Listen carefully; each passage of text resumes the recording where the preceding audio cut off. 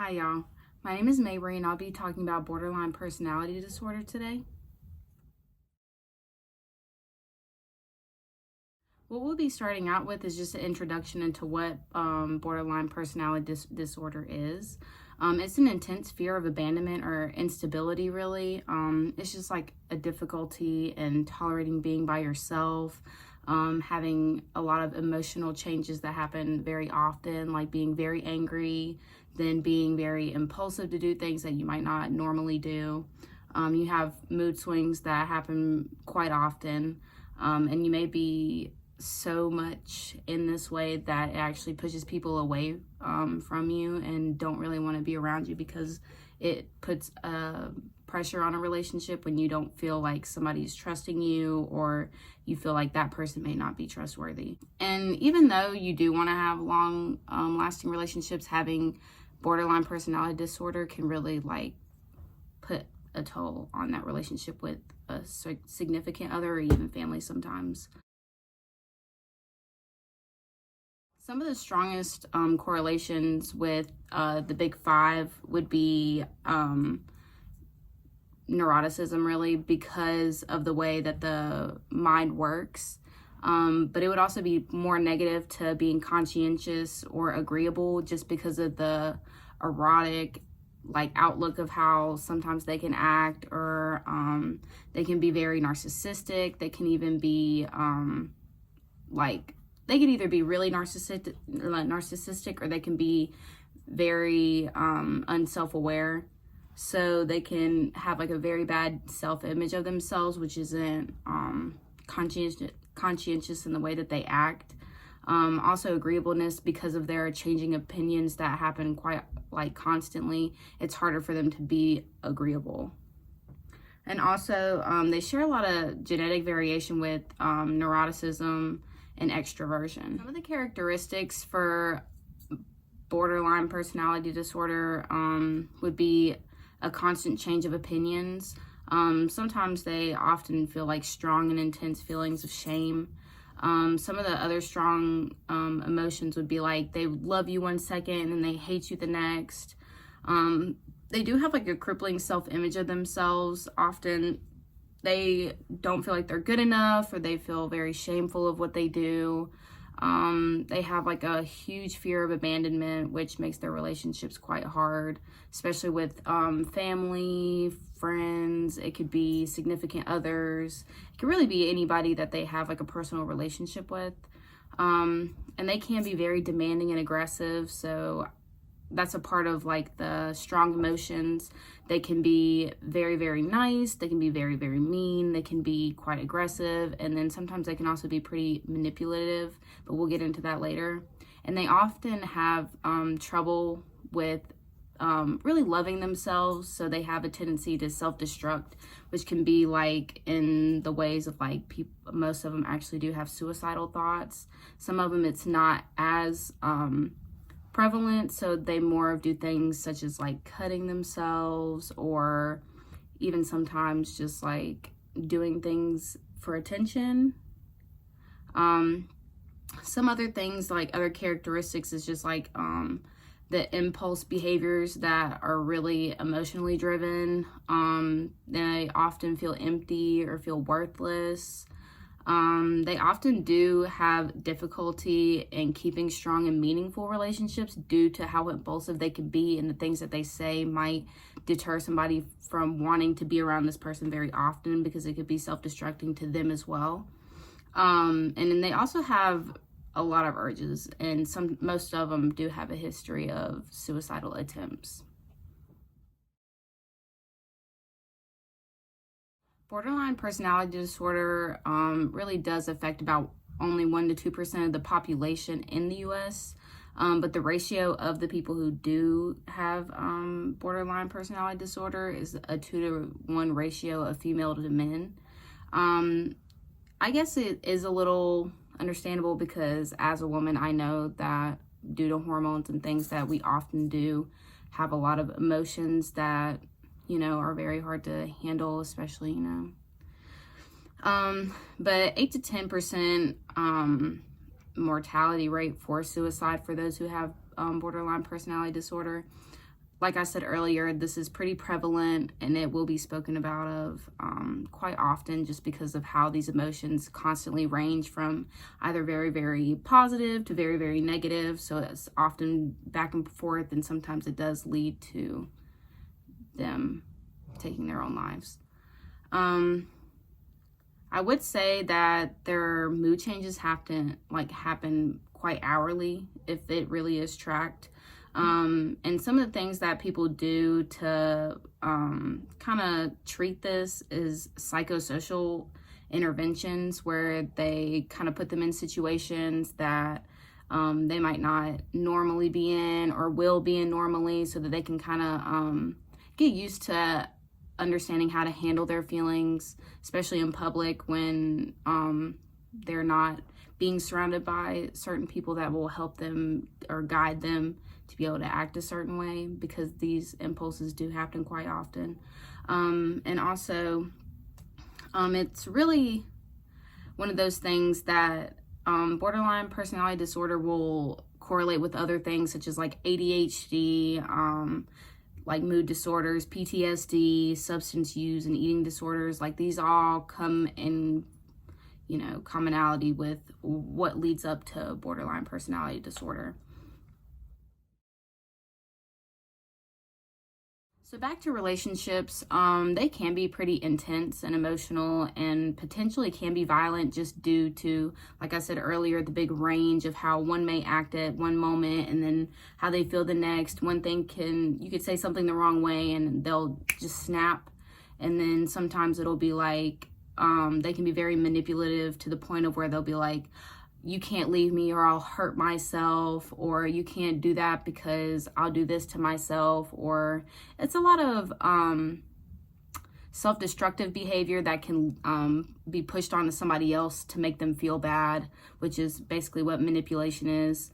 They also have a huge fear of abandonment, which when they feel that they might be about to be abandoned, they might become very angry, and that will lead to the manipulative behavior. They also have a tendency to have bipolar behavior, which is, ranging from I'm really happy to I'm really sad to I'm super ecstatic to now I'm down in the dirt and I'm depressed. It just happens very often and very quickly. And having borderline personality disorder, you really have to learn how to handle that, other than, taking your meds if that's not something you want to do. But in reality, it may be harder for somebody with borderline personality disorder to have a relationship, but it's not impossible, especially with the right support and the right love and the right understanding from somebody who understands why you may act a certain way or say something that you may not mean at the time. It's just really about who you surround yourself with and who's best to fit your type of personality that will come out more often. So with having borderline personality disorder, it will be a lot of self-image problems that will occur. Most of them come from the values and goals can be very shallow for one. A lot of the times they feel like they're not good enough to do things. They're very shameful of themselves. They feel like they're not good enough to do certain things, or like if they do something, it might not live up to their own standards, or think it doesn't live up to somebody else's.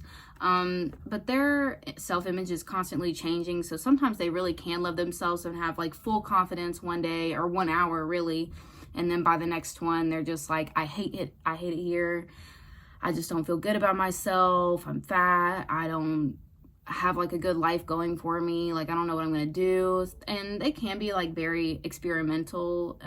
I did read a few things about how with their relationships and their self-image, they constantly are changing and trying new things. So when it comes to relationships, they may have never dated a girl before and they're a female, and they might try that one day and then be like, no, and then bounce back, you never know. And then even with their self-image, it can be like, I'm going to try to dye my hair today, then hate it the next minute. Or then, people who have curly hair may go get their hair straightened and be like, oh my gosh, like I love it. And then they hate it the next hour. It's really just all about how that person feels, how their mood is that day. It really just depends. But they can also really view themselves as evil, which is quite alarming to me, because it's really sad to think that somebody would walk on this planet and think that they're almost a burden. And that's what I feel like a lot of this stuff comes from, is having a bad self-image of yourself and thinking that you're not great, which makes you like not a good person, which perceive themselves as evil. And I don't think anybody is, well, take that back. I don't think that when you have a disorder, you're specifically evil, rather than your mind creates this idea of who you are, which you really aren't. And then it goes on to this idea of you perceiving yourself as evil, which leads to self-harm, which is a lot of the times a big problem in borderline personality disorder. They do have a lot of people who have suicidal thoughts, have had suicidal attempts, and then a lot of the times, I mean, people really do tend to go to like cutting or other self-harm like pinching, and also like burning. It's a lot of things that lead up to how they feel. And a lot of the times it really comes from them undermining themselves, from them thinking that what they say isn't good enough for them around them or themselves, or people are constantly judging them for what comes out of their mouth, which a lot of times it does happen. But it's also when you understand that somebody does have borderline personality disorder, you understand where these words and where these mannerisms come from. So it's really a lot of understanding that goes into being somebody's, I guess, mentor, friend, family member, whatever it is, just to understand that what these people are actually really going through mentally, then just judge them for how they act, because it's really hard for them to handle it. And a lot of what comes to play really is their emotional state, which they often feel like they're panicking. They often feel angry at the world that, I mean, just things aren't going their way. They constantly have these things going on in their minds. And a lot is caused by like disparity in how they feel at home, and they might not feel comfortable. They feel like they don't have the right support systems around them. And a lot of it comes from interpersonal events, which are like things that may have happened to you as a child, things that may have happened in your life that makes you feel some type of way. It could just be like certain events. I mean, it can really be anything. Like a lot of things come, like a lot of what comes from borderline personality disorder is previous disorders, such as like PTSD. So they might have gone through like trauma and war, or they might have like even a small thing like they got attacked by a dog, and then like their whole world just changed. And it really can come from anything, and you never know really where. But a lot of these emotional tendencies tend to be, I guess, very bipolar on the scale. They don't often just lead or they're not very gradual. It's just a flip switch. So often they'll either like lash out and then be happy, or then they'll be sarcastic and then be aggressive, and then they'll be bitter, then they'll be happy. It's just really trying to figure out on the scale, like they just one or the other. And often it will just lead from like they're very angry to feeling empty. And they again often undermine themselves, which leads to these types of behaviors and these types of actions that just add up over time, that it just gradually gets worse if they don't have the correct support or the right people around them that may even be bringing out these certain emotions in them that they wouldn't usually do around other people. So it's really just who you are, how you act. Like everybody's borderline personality disorder is different. Some of them are very severe, some are mild. It just really depends. I'm going to talk about some of these daily thoughts. And sometimes they're not only thoughts, sometimes they're actually said out loud that can be little clues as to seeing if somebody does have borderline personality disorder. But these could also be like bipolar disorder and other things like that, other disorders too. But some of the main thoughts that go through people with BPD's minds are like, I'm nothing without you. If you leave, I'll go kill myself. I just die if you left me. I hate you. I love you. I love you so much. I'd do anything for you. I feel empty, as if I don't know who I am. A lot of these things come from a lot of self-image, a lot of relationship, a lot of emotional ties to people. It's really their way of coping with people leaving. It's them coping with rejection, abandonment. They really don't know how to, and they don't know, or not that they don't know how to, it's more that they don't know how to correctly.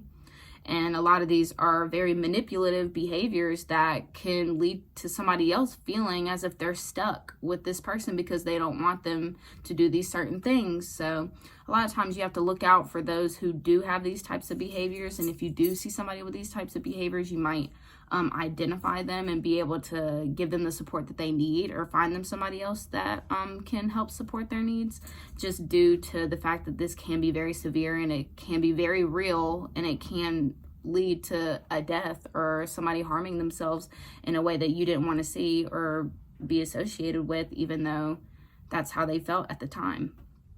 So a lot of these things, you just gotta understand that they come from an emotional instability that is literally throughout everybody with BPD's life, is just built off instability that they are just unable to create to be stable. And it's just,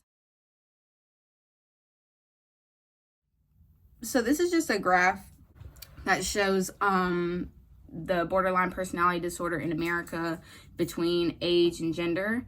So then it's just male and female on here.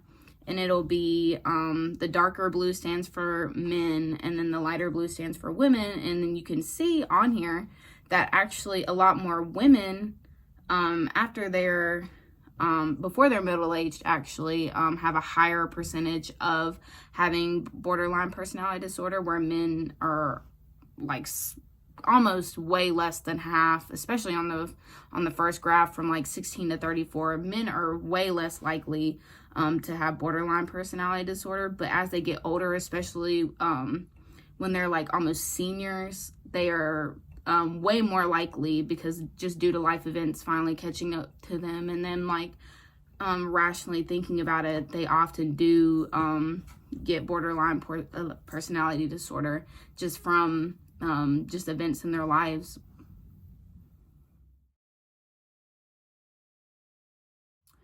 Some of the causes for borderline personality disorder, a lot of them come from pre-existing disorders. A lot of them that lead up to it are like ADHD, anxiety disorders, ADD, it could be OCD, a lot of things like that. ADHD is really a common one for borderline personality disorder. All patients with borderline personality disorder really should be screened for ADHD, because a lot of the times they will have that. And when dealing with adolescents, parents, and teachers, they should be asked to fill out a standardized questionnaire. SNAP is one of them that they use. It's almost like a multi-choice thing. And also like Vanderbilt, which is another questionnaire that they use to figure out whether or not somebody may or may not have ADHD or other personality disorders or other mental disorders that may lead them to act certain ways. For adults, there's really no standard care for the established self-report or the observer report, just because of the symptoms. So usually they'll just check for whether somebody's who's pretty inattentive or hyperactive for adults. And a lot comes from childhood trauma. A history of childhood mistreatment may worsen difficulties in emotional regulation, which in turn will give a rise to impulsive behaviors. A lot of this comes from them being physically abused as a child, emotionally abused, either neglected or lost a parent, lost a friend. It can really come from a lot of things, sometimes even sadder things like molestation when they were young, or just other traumas that may have happened when they were young. It can be a lot.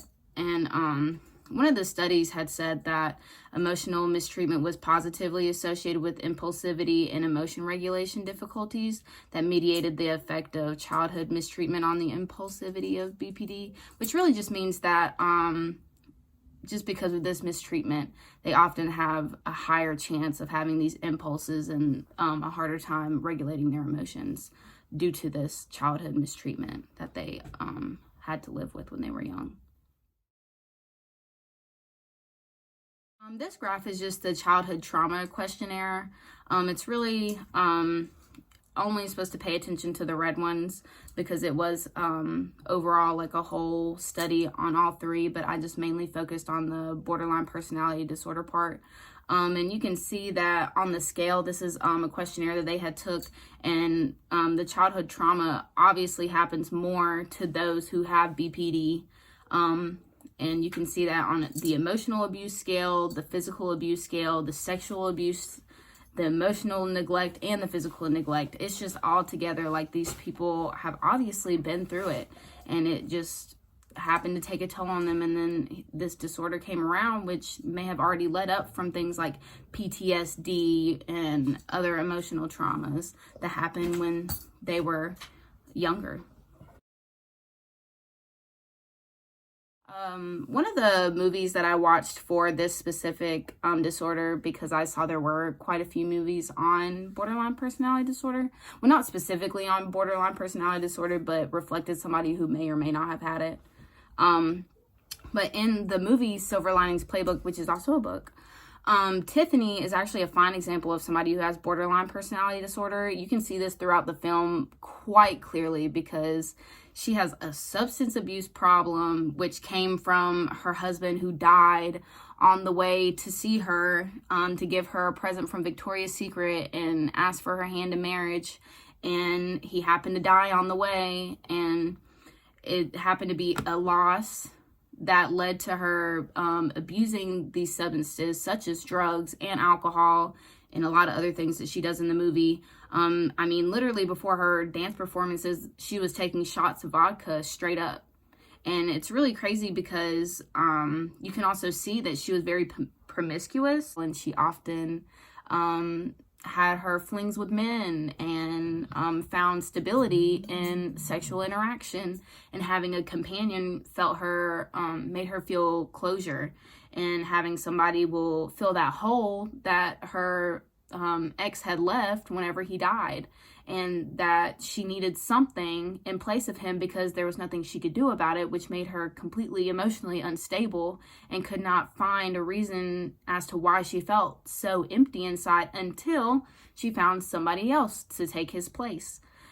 And a lot of this shows in the movie her mood instability. I mean, she is constantly crying. She's angry. One second she's happy, she's dancing, and then she's crying on the floor and falls out and needs her little hitch, and she needs to get her shot of vodka, and she needs this, and she needs this to stay stable, which in reality she probably does not, but mentally she's in such a state of self-awareness that she just needs these things to feel better about herself. And a lot of this comes from her chronic feelings of being empty. And even in the movie, she'll state quite many times that she feels empty all the time. And it's just coming from that loss, that trauma that she just could not handle. And now she doesn't know how else to take it out other than with her dancing, which quite often she's drunk doing. So it's really hard for her to find the stability when she's constantly doing things to make her unstable. So this is a part of the things with understanding what borderline personality disorder is. And if more of those knew that around her, they could probably support her better and help her so she doesn't act manic all the time. And you can also see in the film, she does have a huge loss of self-identity. She has no idea who she was anymore. That's the only reason she really wanted to dance, because before the loss of her man, she was not manic like this. She was almost just normal. And now that she had this loss, she doesn't know how to cope. And then it led her to drinking, and then she thought she could just hop back on and do her dancing to basically, I guess, take place of what the drinking made her feel like. So then now here she is, honestly doing both. She's drinking and dancing, and then it's not really causing her to heal. It's only causing her to be worse. So at the end of the day, Silver Linings Playbook is a great example. Tiffany herself is the walking image of borderline personality disorder and what it is, how you can act, the way that people often bounce with that bipolar behavior, even though you may think it's bipolar, it's really not. It's borderline personality disorder because it has other things in play that we don't really see all the time. It's just at that moment she's having that little stage of bipolar, and then one day she's going to be super anxious, and then one day she's going to be completely unstable and then have no self-awareness of what she's doing. So it's really just a lot of what borderline personality disorder is just a makeup of different disorders that created this one big one that really takes a toll on your life. And it's really hard to come back from, because it really takes a lot of support from those around you that is really hard for them to support when they constantly feel like they can't trust you, and then they get that same I don't trust you back. So it's just a whirlwind of cycles and understanding and coping and everything together, just to do all you can to support this one person who's going through this that they really can't help. And at the end here are my citations. I used about 6 different websites, and I also used the book for my citations. But thank you so much for watching my video.